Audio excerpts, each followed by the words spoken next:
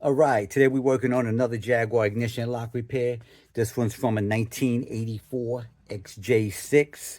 I wasn't doing locksmithing then. I started doing locksmithing in 1990, but I've done a lot of Jaguars over time. This situation here, customer sent the lock, key's not turning. So I'm gonna go ahead and take it apart, figure out what's wrong with it, why it's not turning, and ultimate goal in the end is to make two keys, making sure the lock is working nice and smooth. Most of these locks are like classics, so you really can't buy them like you used to in the past. So I'm gonna go ahead and try to fix it, rebuild it, do what I gotta do, and then end up with two keys. So I'll come back in a little bit. All right, we're back. This puppy is done. Let me see. One of these are keys I cut by code. Oh, is this one? Cool. This key I actually cut by code. It didn't work. I found the code on the lock. The code is wrong because this is the actual key that I cut by code that did not work. So keep that in mind. Those of y'all that always talking about, hey, I found the code on the lock. There is a good possibility that the code will or will not work. So if someone cuts you a key and it doesn't work, it doesn't mean that they didn't cut it right. It could mean your code on your lock is wrong.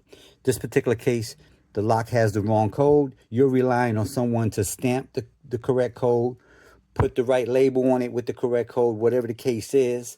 And if they don't do it correctly, guess what? You won't know the code doesn't work until years later. In this particular case, I took the lock apart. I decoded every cut, exact cut, to figure out what the key is.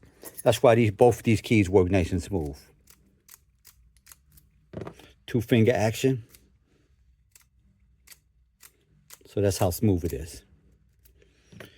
And this one still doesn't work. The customer wasn't sure. They just bought the car. They wasn't sure if that key worked. So they have two nice and smooth working keys. I did have to fix something inside the lock as well. But that's about it. Y'all need my help, give me a call or go to the website, www.acmlocksmithgroup.com.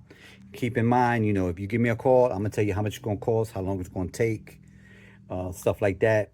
Those of you that call me wondering why people in your area don't do this type of work, think about it. This is a 1984. A lot of the locksmiths now, they newer, they're younger. They probably wasn't around back then. I was around when these cars was made, but I wasn't doing locksmith yet. I started locksmithing around 1990.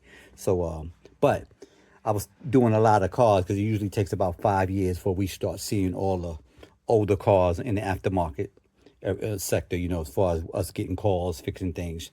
Usually the dealers hold your hand. I don't know about these days, but back then the dealer was holding your hands for a few years, and then, you know, we started getting all the calls.